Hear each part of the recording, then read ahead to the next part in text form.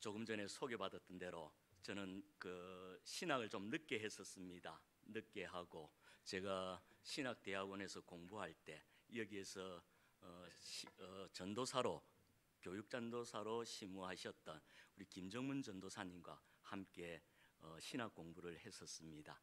그래서 신학 공부를 하는 가운데 방학 때가 되면 그래도 조금 여유가 생기기에 신학대학생이 그래도 뭔가 어디에 봉사할 수 있는 시간이 있으면 좋겠다 하는 그러한 생각들을 몇몇 신학생들이 같이 함께 나누게 되었습니다. 그래서 이제 방학 때 어디 자그마한 교회든지 어디 성경학교나 아니면 또한 청소년 수련회를 지원하는 게 좋겠다 해서 의논하던 중에 김정문 전도사님이 우리 교회 청소년 수련회가 있고 전도사님이 청소년부를 맡고 있으니까 여기 우리 교회 와서 함께 하면 어떻겠냐 해서 그렇게 하기로 했습니다. 그래서 함께 저희들이 연습도 하고 그러면서 또 여기 와서 청소년 수련회 때 한 7, 8년 정도 된 것 같습니다. 함께 와서 여기서 봉사한 적이 있습니다. 김해 청소년 수련관인가 거기서 할 때 함께 나눈 적이 있습니다. 그러다 보니 제가 오늘 우리 목사님을 통하여 이 거양교회에 말씀을 전해달라는 부탁을 받고 그래도 조금 부담감은 없이 올 수 있었던 것 같습니다. 그리고 제가 또 이 자리에 조금 더 부담감 없이 설 수 있는 이유 가운데는 저도 한 교회에서 평신도로 55년간 선교하다가 이제 전도사로 나가면서 교회에서 사직을 하고 나왔습니다. 그렇기 때문에 저도 교회에서 자라면서 주일학교부터 또한 장년부에 이르기까지 쭉 자라왔고 그리고 또 근사님은 아닙니다만은 집사 또 서리집사에서 안수집사 그리고 장로로 이렇게 또한 재직으로 시무를 하였기에 또 여러분들의 입장을 이 자리에 있는 우리 재직들의 입장을 함께 나눌 수 있기에 저도 그런 위치에 있었기에 조금은 부담감 없이 또 이렇게 함께 이 자리에 설 수 있는 것 같습니다. 오늘 하나님께서 저를 이 재직 수련회에 보내주신 데는 하나님의 뜻이 또한 있을 것 같습니다. 그래서 제가 평신도로서 오늘에 이르기까지 목회자에 이르기까지 제가 늘 마음속에 간직하고 그 믿음을 잊지 않으려고 마음에 가지고 또 꼭 오늘날까지 품고 오면서 이렇게 믿음의 생활을 감당하는 귀한 말씀이 있습니다. 그 말씀이 오늘 우리에게 주시는 본문의 말씀입니다. 그래서 저는 오늘 이 본문의 말씀을 가지고 직분자라면 재직으로서 하나님의 일을 맡은 직분자라면 이것만큼은 꼭 감당하고 가지고 하나님의 일을 감당해야 되겠다고 생각하기에 오늘 제가 가졌던 그 믿음의 생각을 오늘 이 시간 우리 모든 재직들 앞에 함께 나누고자 합니다. 오늘 주시는 본문의 말씀에서는 우리 예수님께서 이 땅에 계실 때 주의 일을 많이 감당하고 있을 때 어느 한 율법사가 예수님을 찾아왔습니다. 예수님에게 다가와서 예수님에게 묻습니다. 율법사라면 성경 말씀에 대해서는 누구보다도 능통한 사람입니다. 그렇지 않겠습니까? 그런 그가 예수님께 묻습니다. 선생님, 하나님의 말씀 중에 율법 중에 어느 계명이 제일 크니까 하고 묻는 대목이 있습니다. 그때 예수님께서 말씀합니다. 내 마음을 다하고 목숨을 다하고 뜻을 다하여 주 너희 하나님을 사랑하라 하셨으니 이게 첫 번째 되는 계명이라고 말씀하셨습니다. 그리고 둘째 계명도 그와 같으니 내 이웃을 내 몸과 같이 사랑하라는 말씀이었습니다. 이것이 온 율법과 선지자의 강령이라고 말씀하셨습니다. 온 율법과 선지자의 강령이라면 무엇을 말씀합니까? 이 성경 전체를 말씀하고 있는 것입니다. 그때 당시에는 율법서가 있었습니다. 그리고 또한 선지자를 통해서 주셨던 선지서의 말씀들이 있습니다. 그렇기에 율법의 말씀과 선지서의 말씀이라면 전체 성경 말씀에 가장 중요한 것은 하나님 사랑과 이웃 사랑이라는 것입니다. 자, 그러면 이 하나님 사랑과 이웃 사랑에 대해서 함께 나누어 보겠습니다. 먼저 하나님의 사랑에 대해서는 오늘 우리 주님께서는 이렇게 말씀하셨습니다. 내 마음을 다하고 목숨을 다하고 뜻을 다하여 하나님을 사랑하라 이렇게 말씀하셨습니다. 자, 그러면 마음을 다하고 목숨을 다하고 뜻을 다한다는 말은 한 단어로 한번 정리해 본다면 어떠한 단어가 되겠습니까? 저는 이 단어를 정절이라고 한번 생각해 보았습니다. 정절은 어떤 것입니까? 어떠한 것을 위하여 내 마음도 바칠 수 있고, 그리고 내 목숨도 바칠 수 있고, 내 뜻도 내어놓아야만이 그 정절을 이룰 수가 있는 것입니다. 그래서 오늘 우리 주님께서 하나님 사랑에 대해서 말씀하실 때 믿음의 정절을 철저히 지켜야 한다고 말씀하고 있는 것을 우리는 볼 수가 있습니다. 그러면 이 믿음의 정절에 대해서 하나님께서 말씀하시는 부분이 우리 말씀 가운데 하나 나오고 있습니다. 예레미야 35장의 말씀에는 레갑의 후손들에 대해서 하나님께서 말씀하시는 대목이 있습니다. 하나님께서 어느 날 예레미야 선지자에게 말씀하십니다. 예레미야 선지자에게 어떤 말씀을 하시는가 하면, 예레미야야, 너 지금 예루살렘 성에 지금 전쟁을 피해서 임시로 들어와 있는 한 족속이 있다. 그 한 족속을 데려다가 예루살렘 성전의 한 방에다가 거기다 두고 가장 좋은 포도주를 한번 거기에 따라 놓고 그들에게 마시게 하라고 하나님께서 말씀하십니다. 자, 그러자 예레미야는 그 하나님의 말씀을 따라서 그 레갑의 후손들이 있는 그 장소에 가서 그들을 데려다가 예루살렘 성전의 한 방에다가 그들을 있게 하고, 그리고 예루살렘 그 성의 고관들을 그 자리에 함께 배석시켜 놓고는 좋은 포도주를 따라 놓고 그들을 향하여 이 포도주를 마시라고 그들에게 부탁하였습니다. 그러자 그들은 그 포도주를 마시지 않는 것입니다. 그리고 그들은 의아해하는 그 유대인들을 향하여서 자신들이 포도주를 마시지 않는 그 이유를 이야기하기 시작합니다. 그들이 이야기하는 포도주를 마시지 않는 그 이유는 자기 조상 요나답이라는 조상이 있는데, 선조가 있는데, 그 선조가 우리들을 향하여 너희들은 평생에 독주를 마시지 말고, 포도주와 같은 독주를 마시지 말고, 그리고 두 번째는 농작물을 가지지 말라는 겁니다. 작물을 가지지 말라는 겁니다. 그리고 세 번째는 집을 짓지 말라는 겁니다. 집을 짓지 말고 장막에 거하라고 우리에게 명령하셨기에, 우리에게 유언으로 주셨기에, 우리가 우리 조상 요나답의 유언을 따라서 지금까지 우리는 그 세 가지의 유언을 늘 지키고 살아왔다고 말씀하는 것이었습니다. 그러자 이스라엘 백성들은 그 자리에서 놀랍니다. 자, 그러면 이 레갑의 사람들은 먼저 어떠한 사람인지를 먼저 잠시 한번 말씀드려 보겠습니다. 레갑의 사람들은 미디안 족속의 후손들로서 모세의 장인이었던 이드로가 있습니다.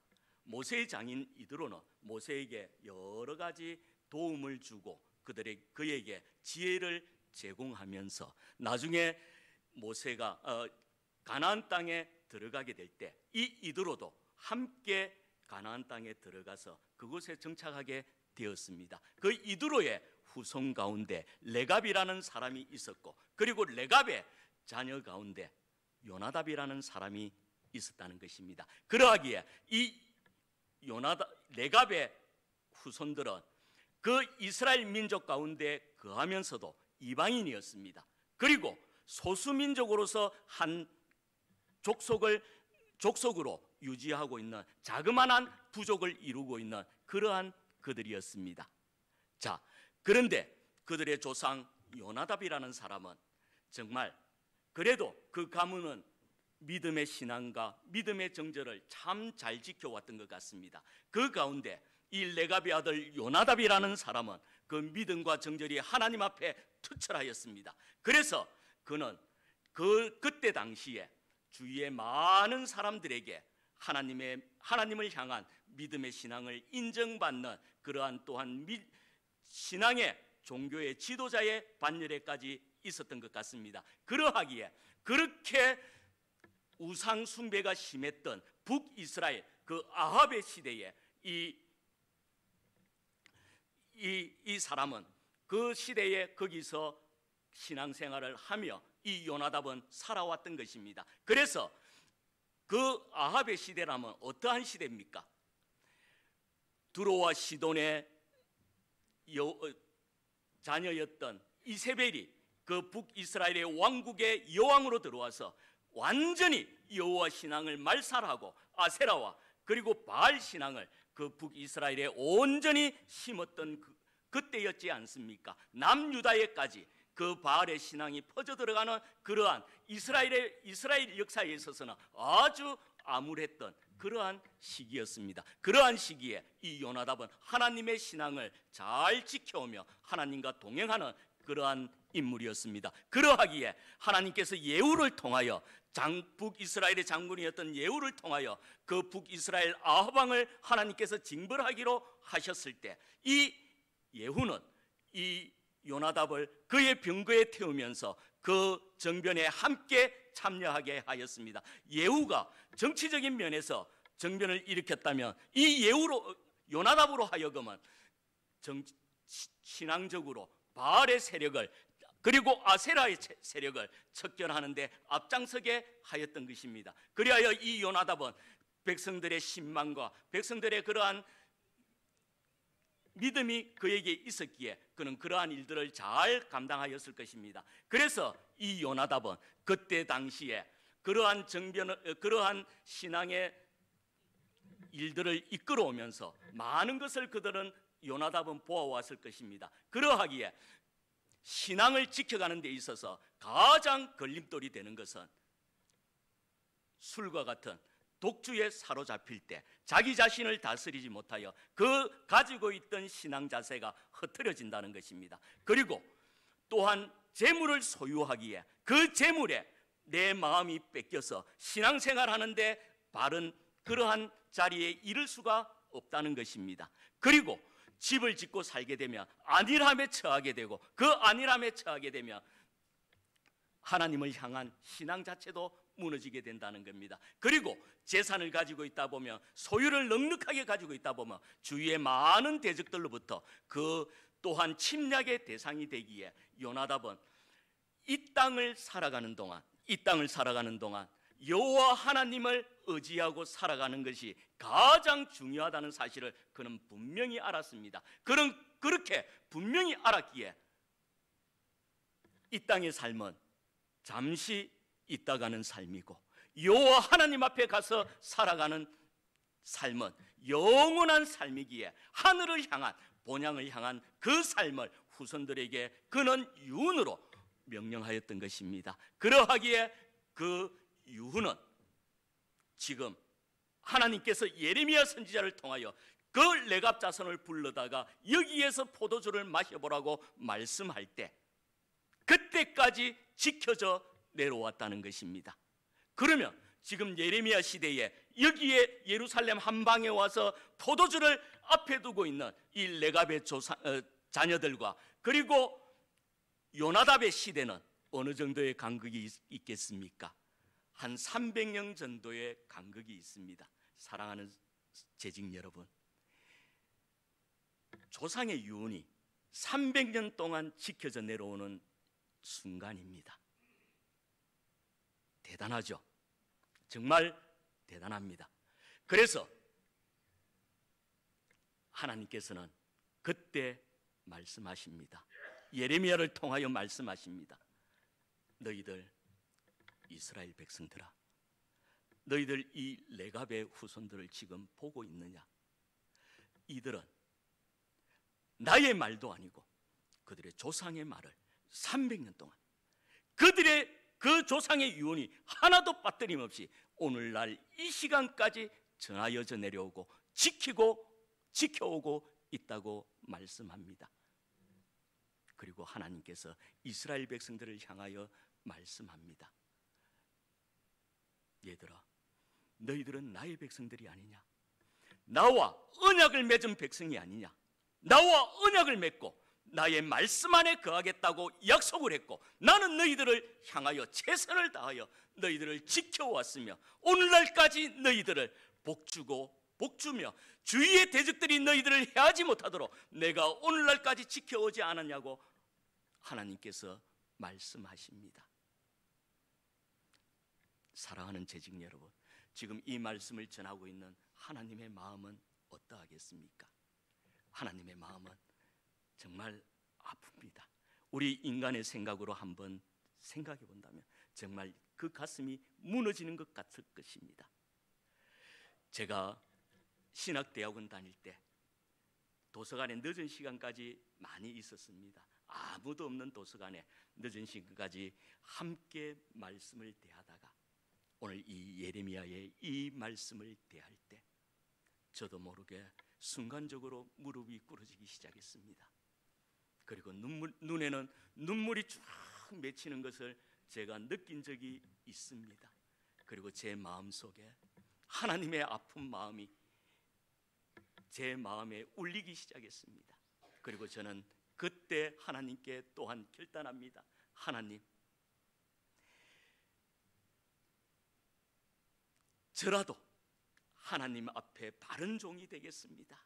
하나님 앞에 바른 사람이 되어 하나님 주신 사명, 내 생명 다하는 날까지 하나님 감당하는 종이 되겠습니다 하는 이러한 마음을 가지며 또한 신학생으로서 그러한 결단을 하는 시간이 있었습니다. 자, 하나님께서는 이렇게 레갑의 후손들을 통하여 이스라엘 백성들에게 믿음의 정절이 어떤가를 하나님께서 보여주셨습니다. 하나님께서 보여주신 이 지금 레갑의 후손들의 모습은 정절이었습니다. 정절은 조금 전에 말씀드렸던 것 같이 내 마음을 다하고 그리고 목숨을 다하고 뜻을 다하여 하나님 앞에 서는 것이라고 말씀하였습니다. 자, 오늘 이 시간 하나님께서는 왜 이렇게 오늘 우리 모두에게 이렇게 이 말씀을 통하여 하나님 사랑에 대하여 말씀하고 있는 것입니까? 재직들이라면 먼저는 하나님 사랑에 투철한 마음을 가져야 된다고 말씀하고 있습니다. 하나님을 향하여 온전한 마음을 가져야 한다고 말씀하고 있습니다. 하나님을 향한 그 믿음의 정절만큼은 철저하게 가져야 된다고 말씀하고 있습니다. 하나님을 향한 믿음의 정절을 가지지 않으면 하나님 주신 그 사명을 어떻게 감당할 수 있냐는 것입니다. 그래야기에 하나님께서는 오늘 먼저 이 자리에 재직 수련에 참석하는 우리 모두에게 하나님을 향한 믿음의 정절을 가진 재직들이 되어달라고 부탁하고 있으며 또한 말씀하고 있는 것입니다. 그러면 믿음의 정절을 가지기 위하여는 우리는 어떻게 해야 하겠습니까? 믿음의 정절을 가지기 위하여는 말씀의 생활에 늘 가까이 해야 합니다. 그리고 기도의 생활에 늘 가까이 해야 합니다. 그리고 찬양의 생활에 늘 함께 가까이 해야 합니다. 이렇게 말씀과 기도와 찬양의 생활을 통하여 나 자신을 하나님 앞에 늘 드리며 나 자신을 하나님과 함께 동행하면서 살아가는 생활입니다. 시편 1편의 말씀에는 복 있는 사람은 여호와의 율법을 즐거워하며 늘 묵상한다고 말씀하고 있습니다. 이 말씀과 같이 우리 믿음의 정절을 가지기 위하여는 말씀에 충실한 생활을 하여야 합니다. 말씀을 늘 가까이 하여야 합니다. 말씀 안에 늘 거할 수 있는 성도가 되어야 합니다. 이 말씀을 내가 읽어가고 이 말씀을 보아갈 때 이 말씀 가운데 하나님의 마음을 내가 느낄 수 있습니다. 하나님의 마음을 느껴야 내가 그 하나님과 함께 할 수 있지 않습니까? 그리고 하나님의 뜻을 이 말씀 가운데 알 수 있는 것입니다. 하나님의 뜻을 알아야 내가 좌로나 우로나 치우쳐야겠고 바른 길을 따라서 하나님께서 원하시는 그 길을 갈 수가 있는 것입니다. 그러하기에 말씀 안에 늘 거하며 말씀과 함께 동행하는 성도 재직이 되어야 합니다. 물론 성도들도 그렇게 해야 하지만 재직들이라면 더욱더 말씀 안에 거하며 말씀과 함께 동행하는 그러한 삶을 살아가야 합니다. 그리고 또한 믿음의 정절 하나님 사랑을 실천하기 위해서는 또한 기도 가운데 거하는 성도가 되어야 합니다. 기도는 우리 영혼의 호흡이라고도 하지 않습니까? 우리가 밥을 제대로 먹지 않으면 우리가 영양실조에 걸리고 또한 우리가 제대로 움직일 수가 없듯이 활동을 할 수가 없듯이 우리도 영적으로 신앙 안에서 내가 하나님 앞에 기도하지 않는다면 내가 바르게 설 수 있는 바른 신앙인이 될 수가 없습니다. 겉의 모양은 신앙인의 모습을 보일지 모르지만 내적으로는 하나님과 동행하는 그러한 모습을 보일 수가 없습니다. 그러하기에 기도의 재직이 되어야 합니다. 기도의 재직이 되어야만이 믿음의 정절을 유지할 수가 있습니다. 저는 평신도로서 평생을 교회 옆에서 살았습니다. 교회에서 한 5분 정도 벗어나지 않는 곳에 살아왔습니다. 직장은 차로 한 4, 50분 정도 가는 거리에 있었습니다. 그래도 그 직장 근처에 가지 않고 제가 교회 근처에 집을 계속 두고 살아왔던 이유는 제가 하루의 일과를 마치고 나면 꼭 교회 가서 제가 하나님의 제단에 교회 가서 일과를 마치고 무릎 꿇고 하나님께 기도하고 가는 게 제 마음의 소원이었고, 또한 그 일을 제가 감당했을 때 오늘 하루의 삶을 지켜주신 하나님의 은혜에 감사하며 저의 하루 일과가 다 끝나는 것을 저는 느낄 수가 있었습니다. 그러하기에 저는 늘 그러한 삶을 살아왔습니다. 저는 직장 생활을 하면서 때로는 술과 어려움의 유혹에도 참 많이 빠졌었습니다. 그러나 저는 당당하게 그리스도인이라는 그러한 자세를 밝히면서 어떠한 자리에서든지 제가 최선을 다하여 주어진 일감은 감당하고, 그리고 인간관계는 감당하지만 술만큼은 제가 전혀 하지 않았던 것입니다. 그래서 어느 날 이런 적이 있었습니다. 회사에 대표이사가 내려와서, 큰 회사다 보니까 대표이사가 내려와서 술잔을 부서 몇 사람 간부들을 모아놓고 술잔을 돌리는 겁니다. 그래서 저는 술잔을 그 자리에서 저는 하나님을 믿는 사람이기에 저는 술을 마실 수가 없습니다 하고 제가 부탁을 한 적이 있습니다. 그러나 일만큼은 누구보다 더 열심히 하며 좋은 성과를 창출해 가겠습니다 하면서 그러한 말씀을 드렸던 적이 있습니다. 그러자 그때 90년도에 당시만 하더라도 어디 술로서 또한 충성을 요구하고 또한 그런 것들로 통하여 자기의 권위가 세워지는 그러한 것들이 있었던 것 같습니다. 그러다 보니 옥신각신하는 가운데 자신도 모르게 제 몸에 술잔이 부어졌던 적이 있습니다. 그래서 당황하며 그 술자리가 함께 나중에 파해졌던 적이 있습니다. 그리고 저는 그날도 제 직장 동료들을, 또 술 취한 직장 동료들을 다 태워주거나 집에 올라오는 길에 교회 제단에 무릎 꿇은 적이 있습니다. 그날은 저녁 한 12시쯤 된 것 같습니다. 무릎을 꿇고 그날은 아무 말도 하나님께 하지 못했습니다. 무릎 꿇고 그냥 눈에 눈물이 쭉 맺히기 시작하는 겁니다. 그리고 하나님께 제 마음으로 하나님께 제 마음을 전합니다. 하나님, 오늘 보셨죠? 그래도 부족한 종은 하나님의 뜻대로 살려고 몸부림치는 모습을 하나님 보셨죠? 하면서 제 마음을 하나님께 나타내며, 하나님, 제 책상에는 제가 사직서를 써놓고 있으니까 언제라도 하나님을 향해 나가는 길에 내가 걸림돌이 되는 것이 있다면 하나님, 나는 가감하게 그만두겠습니다. 이러한 기도를 드릴 때였습니다. 뭔지 모를 따뜻함이 제 몸을 감싸오는 걸 느꼈습니다. 하나님께서 위로해 주시는 그러한 손길을 제가 느낄 수 있었던 것입니다. 사랑하는 성도 여러분, 이게 기도의 힘입니다. 내가 어렵고 힘들 때 하나님께 무릎 꿇고 하나님께 나아가며 하나님께 내 마음을 내려놓을 때 하나님께서는 내 환경과 여건과 조건 가운데 나를 때로는 위로하여 주시고, 물론 하나님께서 환상으로나 여러 가지 모습으로 보여주시는 건 아닙니다만 저를 감싸주시며 위로해 주시는 그분이 하나님이신 겁니다. 이거는 기도 없이는 내가 맛볼 수가 없는 것입니다. 그러한 기도가 있을 때 하나님께서는 우리 모든 재직들을 그렇게 감싸고 지키고 도우신다는 사실입니다. 사랑하는 재직 여러분, 그러하기에 늘 기도에 힘쓰는 재직이 되어야 됩니다. 하루에 한 번은 이 제단에 나와서 하나님께 무릎 꿇고 기도하십시오. 재직이라면 정녕 그렇게 하여야 합니다. 그래서 정말 하나님과 동행하며 하나님과 호흡하는, 정말 영적으로 살아 움직이는 그러한 믿음의 재직들이 되시기를 원합니다. 저는 어떤 때는 너무나 늦게 와서 육신이 피곤하고 지쳐서 교회에 들어가지 못할 때는, 어떤 때는 교회 문고리를 잡고 하나님께 기도했습니다. 하나님, 오늘은 너무 피곤해서 내가 들어가서 기도하지 못하겠습니다. 하나님, 제 마음 아시죠? 하고 그냥 올라갑니다. 그래도 얼마나 마음에 평안한 기쁨이 찾아오는지 모릅니다.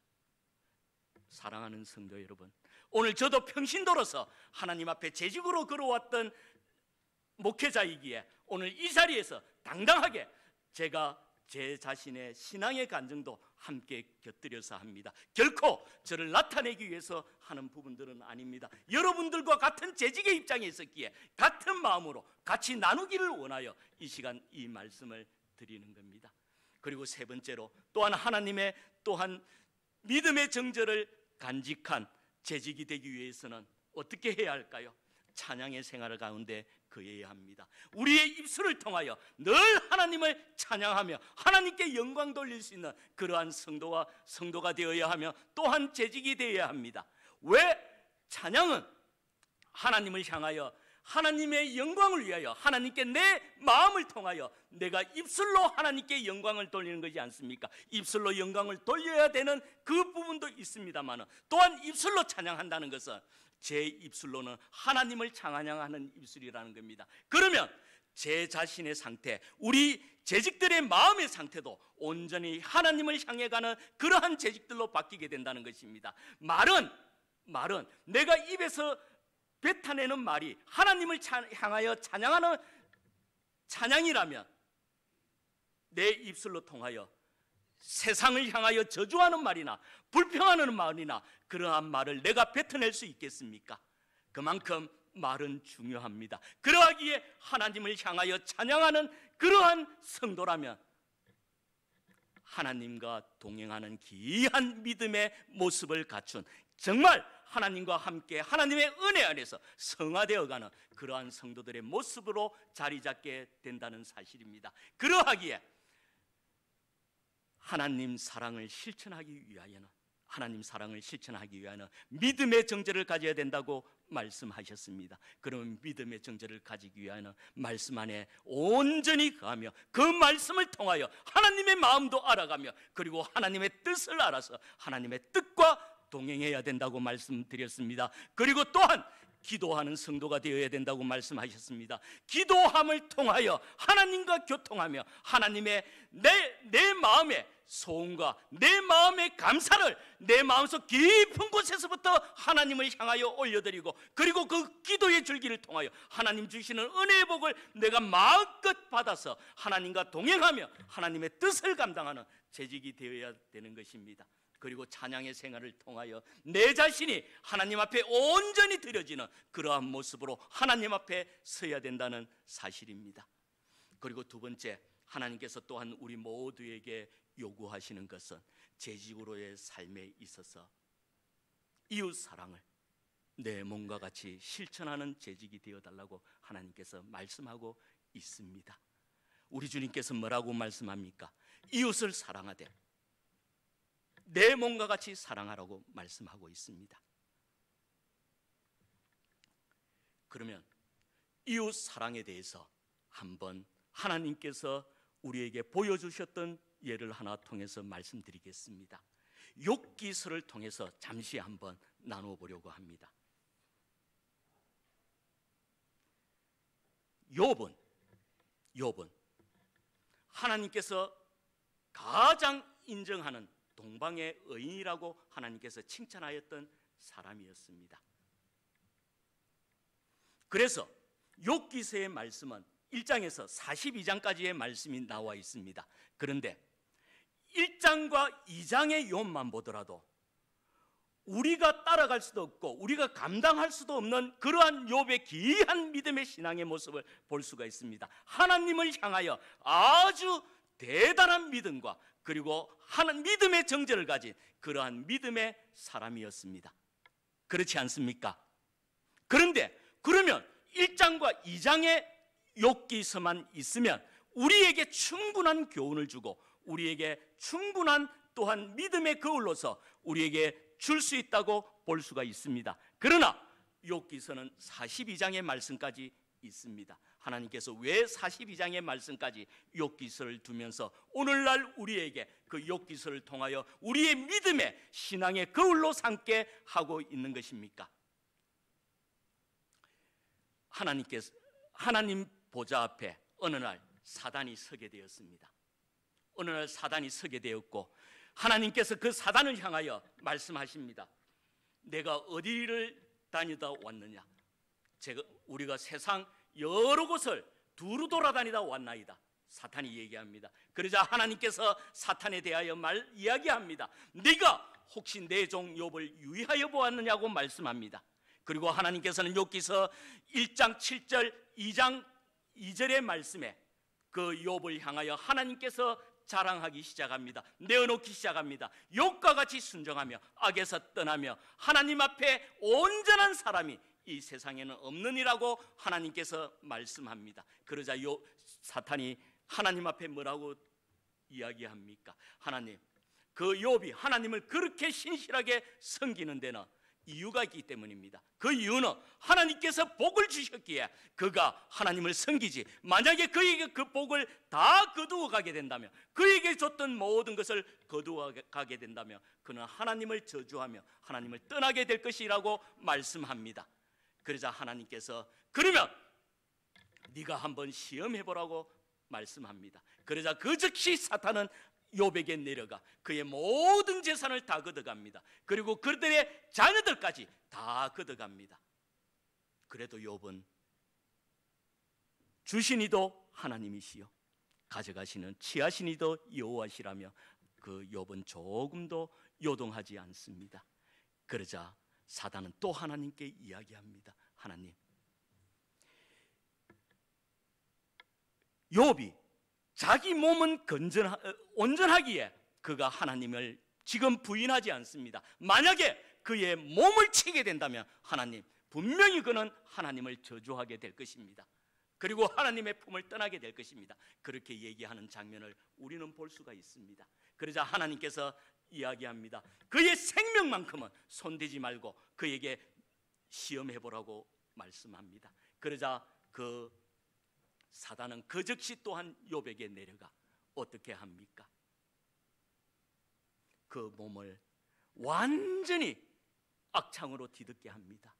얼마나 그 욥의 몸이 가려웠던지 욥은 감당하지 못하고 깨진 기와장을 가져다가 그 몸을 긁기 시작합니다.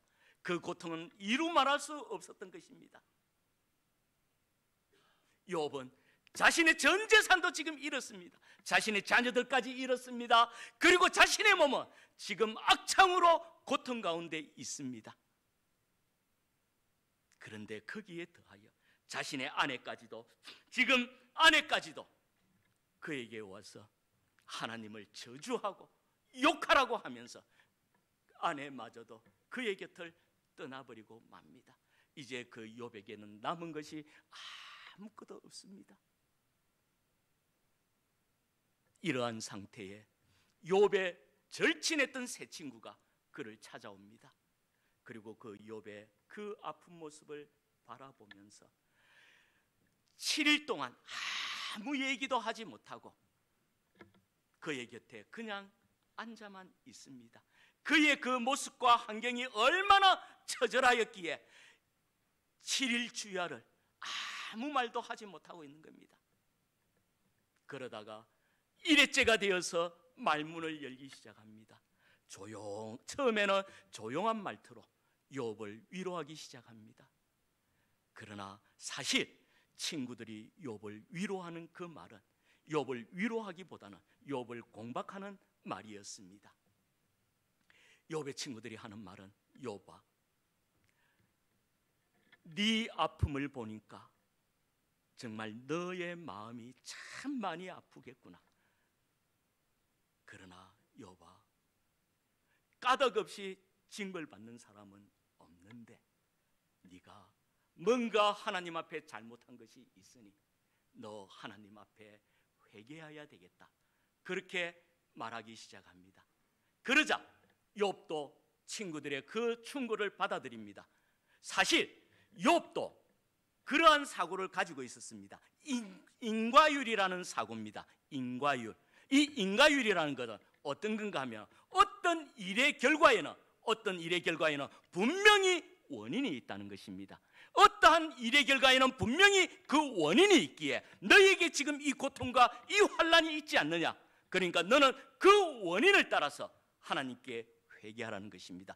그 원인은 네가 하나님 앞에 어떠한 죄를 지었는지는 모르지만 그 죄를 찾아서 회개하는 것입니다. 그러자 욥은 친구들의 그 충고를 받아들이고 자신의 상태를 돌아봅니다. 왜요?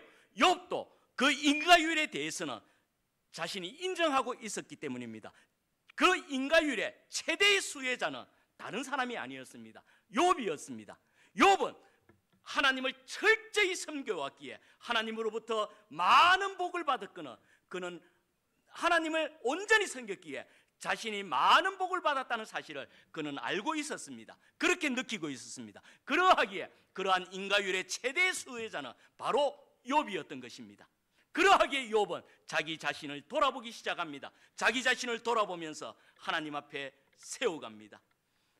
하나님, 내가 무엇을 잘못한 게 있습니까? 하고 돌아보기 시작합니다. 그런데 욥이 아무리 자기 자신을 돌아보고 자기 자신을 생각해 보아도 잘못한 게 없습니다. 그래서 친구에게 얘기합니다. 얘들아, 내가 아무리 생각해도 내가 지금 해결할 것이 보이지 않아. 내가 해결할 것이 없는 것 같아. 그러자 친구들은 욥을 공박합니다. 네가 교만하구나. 네가 하나님 앞에 온전한 사람이라고 내세우느냐. 그러한 말들을 하면서 욥을 한없이 공박하기 시작합니다. 사랑하는 성도 여러분, 사람이 지금 이 자리에 앉아있는 우리 모두도 다른 사람이 나를 볼 때는 내 마음의 상태를 온전히 알 수는 없습니다. 그러나 나 자신은 냉정하게 나 자신을 돌아본다면 나를 온전히 알 수 있지 않습니까? 내가 무엇을 잘못했는지, 내가 지금 저 사람을 속이고 있는지 분명히 알 수 있지 않습니까?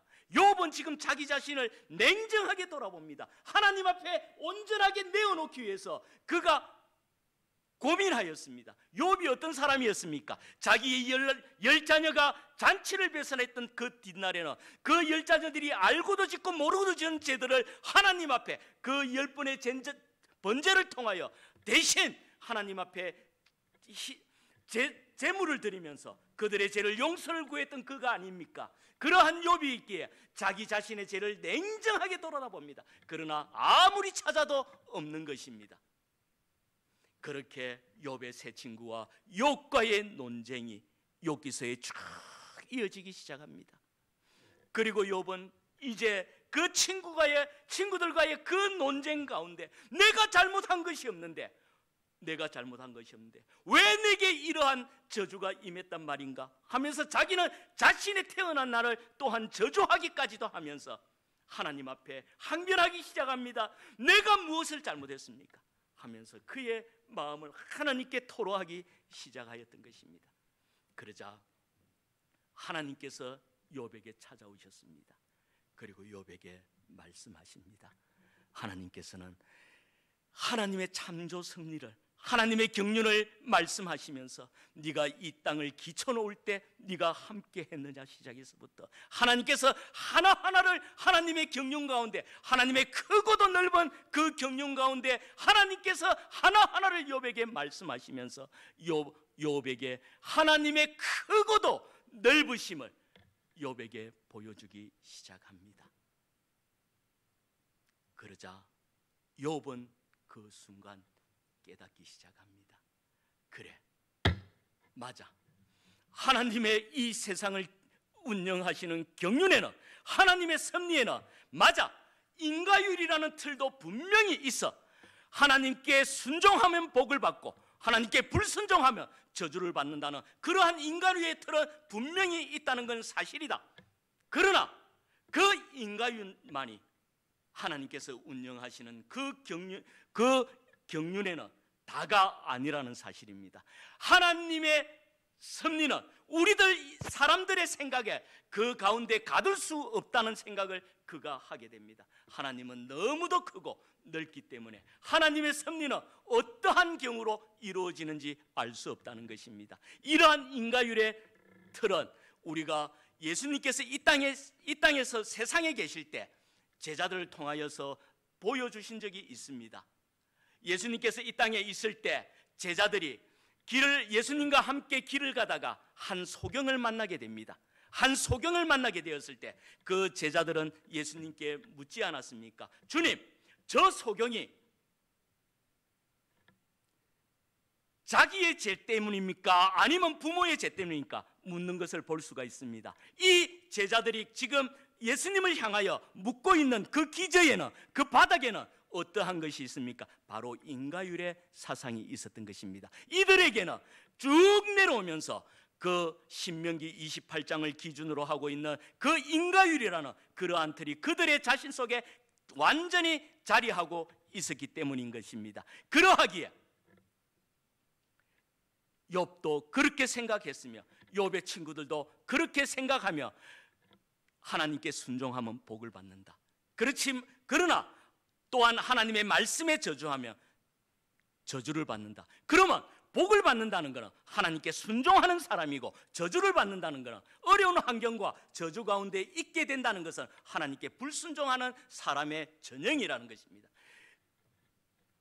그런데 이제 욥은 바르게 알게 되었습니다. 그래, 하나님의 복을 받는 것과 또한 하나님의 저주를 받는 것도 이러한 인과율의 틀은 다리가 아니라는 것입니다. 이 인과율의 틀을 넘어서 하나님의 크고도 넓은 하나님의 뜻과 섭리가 있다는 사실입니다. 그때서야 욥은 깨닫게 됩니다. 그래서 욥은 하나님을 향하여 고백합니다. 하나님, 내가 이전까지는 귀로 듣기만 하였으나 이제는 내가 눈으로 배움나이다 하는 그러한 고백을 하는 것입니다. 이제 욥의 시야는 넓어지기 시작했습니다. 그런 인과율의 틀에서 벗어나기 시작했던 것입니다. 이제는 크고 넓으신 하나님의 섭리를, 하나님의 그 사랑을 하나님께서 이 세상을 운영하시는 하나님의 그 경륜에 대해서 욥은 깨닫게 되었던 것입니다. 자, 사랑하는 성도 여러분, 이제 욥은 하나님 사랑을 향하여서는 철저한 믿음의 사랑이었습니다. 믿음의 정절을 온전하게 가지고 하나님과 동행하는 믿음의 사람이었습니다. 이게 1장과 2장의 욥이었습니다. 이제 42장의 욥에 와서는 진정으로 하나님의 그 사랑을 실천할 수 있는, 이웃 사랑을 온전히 가질 수 있는 욥의 모습으로 재탄생하게 될 수가 있었던 것입니다. 한번 볼까요? 욥이 이전에, 고난 전에 욥은 하나님의 많은 축복을 받았습니다. 그리고 그는 하나님의 사랑을 실천하기 위하여 이웃을 많이 도와왔을 것입니다. 그런데 인과율이라는 그 틀을 가지고 이웃 사람을 바라볼 때 어떻게 바라보겠습니까? 만약에 병들어서 어렵고 힘든 사람, 자녀를 잃고 고통당하는 사람, 그리고 병 가운데 고통하고 신음하고 있는 그러한 이웃들을 볼 때 욥은 한없이 그를 도와주었을 것입니다. 그러나 욥의 마음 한가운데는 어떠한 마음을 가지고 그들을 도왔겠습니까? 말은 하지 않겠지만 속으로, 그래, 너도 얼마나 많은 죄를 지었을까? 하나님께 바르게 회개해야지 하는 마음을 가지며 그들을 도왔지 않겠습니까? 온전한 마음으로 그들을 돕지 않았을 겁니다. 그러하기에 하나님께서는 내 몸과 같이 사랑할 수 있는 그의 상황에 함께 감정이입해서 그를 이해하고 그를 도와주고 그를 사랑할 수 있는 마음을 하나님께는 갖기 위하여 42장의 욥까지 이끌어 오셨던 것입니다.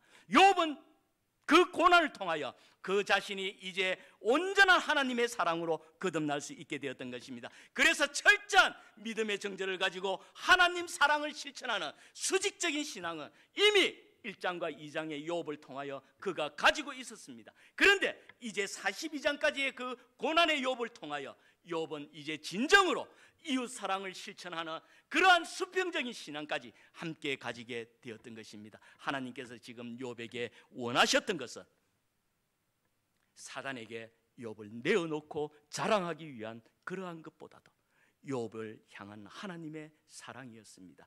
욥이 진정으로 하나님을 사랑하는 믿음의 사람이라면, 믿음의 정죄를 가진 사람이라면 이제는 이웃을 수평적으로 이웃을 향한 정말 귀한 믿음의 사람이 되어서 하나님의 뜻을, 왜 하나님 내 몸과 같이 사랑하는 그러한 이웃을 사랑하는 사람이 되어야 합니까? 하나님의 사람이라면 그러한 이웃을 내 몸과 같이 사랑할 수 있는 사람만이 하나님 사랑을 온전하게 실천하며 하나님의 주신 사명을 감당할 수 있다는 것입니다. 그러하기에 하나님께서는 욥에게 그 고난을 통하여서라도 이제 수직과 수평이 어우러진 그러한 믿음의 신앙으로 하나님께서 만드시고자 하셨던 것입니다. 사랑하는 재직 여러분, 오늘 하나님께서는 왜 또한 재직 수련을 통하여 이러한 또한 이웃 사랑에 대한 말씀을 우리에게 주십니까? 사랑하는 재직 여러분, 재직이라면 욥의 모습과 같이 철저하게 하나님을 사랑해야 합니다. 믿음의 정절을 가지고 하나님을 철저히 사랑해야 합니다. 기도와 말씀과 찬양 가운데 나를 쳐서 하나님 앞에 복종시키며 하나님 앞에 온전히 서는 욥과 같은 믿음의 사람이 되어야 합니다. 그러나 그것과 또한 아울러서 온전하게 이웃을 사랑할 수 있는, 내 몸과 같이 사랑할 수 있는, 내 주위에 있는 이웃을 바라볼 수 있는 그러한 믿음의 신앙인이 되어야 하고, 그리고 믿음의 재직이 되어야만이 하나님 주신 사명을 감당할 수 있다는 것입니다. 이 땅에 부산 거양교회를 하나님께서 세워주시고 오늘날까지 있게 하셨으면 하나님 주신 사명이 분명히 있습니다. 그 사명을 내 혼자의 믿음과 신앙 가지고 감당할 수는 없습니다. 내가 하나님을 향하는 그러한 믿음과 신앙 가지고는 온전히 감당할 수가 없습니다. 내 하나님 사랑과 더불어서 이웃 사랑이 내 몸과 같이 이웃을 사랑하는 그 이웃 사랑이 내 몸 가운데 온전히 어우러져야만이 하나님 주신 사명을 감당할 수 있다는 것입니다. 그러하기에 사랑하는 귀한 우리 직분자 여러분들은 이와 같이 하나님 사랑과 이웃 사랑을 온전히 실천할 수 있는 재직이 될 수 있기를 바랍니다. 만약에 하나님께서 지금 이 자리에 있는 우리 재직들, 재직이라는 어떠한 자리입니까? 우리 성도들 중에서 대표하고 있는 자리 아닙니까? 그러한 대표 자리에 있는 우리들에게 하나님께서 직분을 주신 것은 하나님 주신 사명이 있습니다. 그런데 만약에 내가 하나님을 사랑하는 그 마음에만 머물러 있다면 하나님께서는 또한 어떠한 환경 가운데 있게 해서라도 온전한 이웃 사랑을 실천하는 그러한 모습에까지 이끌지 않겠습니까? 사랑하는 성도 여러분, 이제 거양교회는 참 아름답습니다. 정말 참 잘 되어 있습니다. 그리고 좋은 위치에 또한 자리하고 있습니다. 이런 자리에 있는 귀한 교회, 우리 담임 목사님을 중심으로 하여 정말 하나님 주신 귀한 사명을 함께 감당할 수 있는 재직들이 되기를 원합니다. 해 아래 새 것은 어떤 것도 없습니다. 그리고 해 아래 온전한 사람은 아무도 없습니다. 목사님이라고 해서, 저라고 해서 온전한 사람은 아닙니다. 모든 사람들이 흠이 있고 때로는 결이 있습니다. 그렇지 않습니까? 저 자신도 그렇습니다. 그러나 하나님 앞에 살아가려고 무척 애쓰고 노력합니다. 그러가 오늘 이 거양교회나 우리 하나님께서 담임 목사님을 이 교회에 세워주셨습니다. 그러면 우리 재직들이라면 어떻게 해야 하겠습니까? 우리 담임 목사님을 중심으로 하여 함께 한 마음이 되는 겁니다.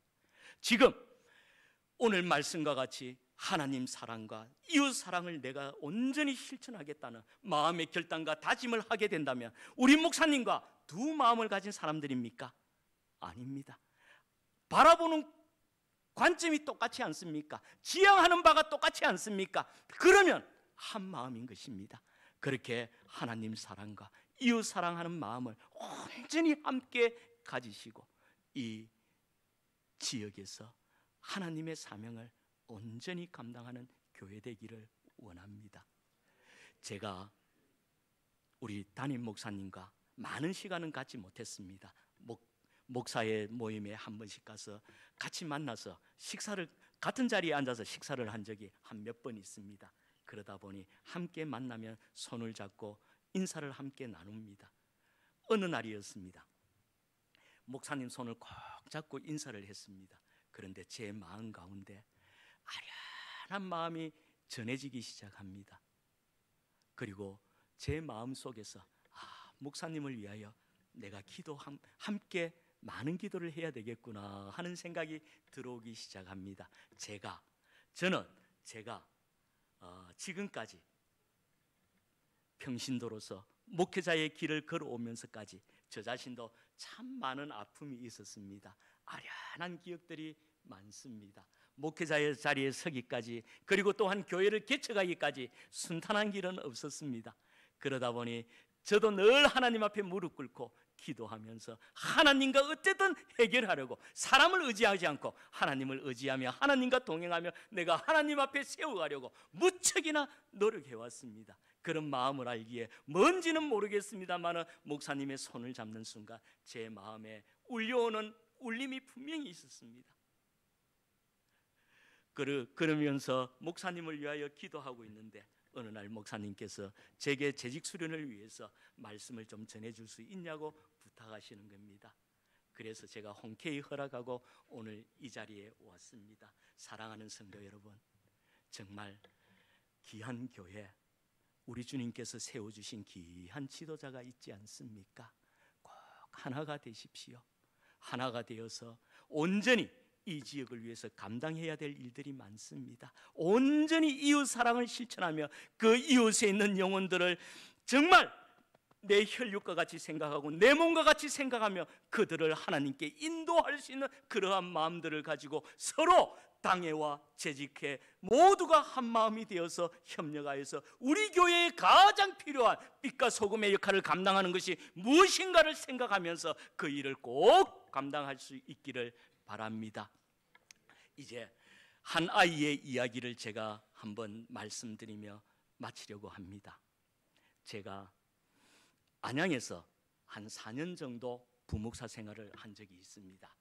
그 교회에서 교회는 큰데 학생들은 많지 않았습니다. 많지 않은 학생들, 중고등 학생들을 제가 앞에 두고 하나님의 말씀을 전했습니다. 오늘 저는 제 삶의 영역 가운데서 제가 겪어왔던 이러한 일들과 이러한 모습들을 아이들 앞에 가르쳤습니다. 하나님 앞에 철저해야 한다. 그리고 온전히 이웃 사랑도 실천하며 그러한 모습을 가지고 하나님 앞에 서야 한다는 말씀을 늘 아이들에게 전하며 이론적인 부분과 실천적인 부분 하나하나를 아이들에게 가르치며 하나님께 어떻게 네가 다가가야 되는지 하나님 앞에 하나하나 그 아이들을 세워가기 시작하였습니다. 그런데 놀라운 것은 그 아이들의 모습들이 그와 같은 모습으로 닮아오고 따라오더라는 겁니다. 말씀을 대해야 한다 하니까 아이들이 매일 자기 가방에 성경책을 넣어 다니면서 성경을 보기 시작합니다. 어머니들이 놀라서 묻습니다. 목사님, 무엇을 가르쳤습니까? 뭘 가르치는데 아이들이 이렇게 바뀌어 있습니까? 하고 묻는 겁니다. 그리고 아이들이 기도하기 시작합니다. 평촌에 있는 학원까지 갔다 오면 10시 반, 건 11시가 되어 갑니다. 그런데 집 방향과는 다르게 몇 분을 걸어서라도 교회 와서 그 늦은 시간에 10시 반, 11시가 되었어도 교회 와서 제단에 무릎 꿇고 기도합니다. 잠시라도 기도합니다. 제가 놀랍니다. 그리고 그 아이들의 변화되어 가는 그 모습, 하나님을 향하여 꿈을 갖습니다. 하나님을 향하여 꿈을 갖고 공부합니다. 아이들이 시험 볼 때 한 학생은 초등학교, 중학교 학생회장이었습니다.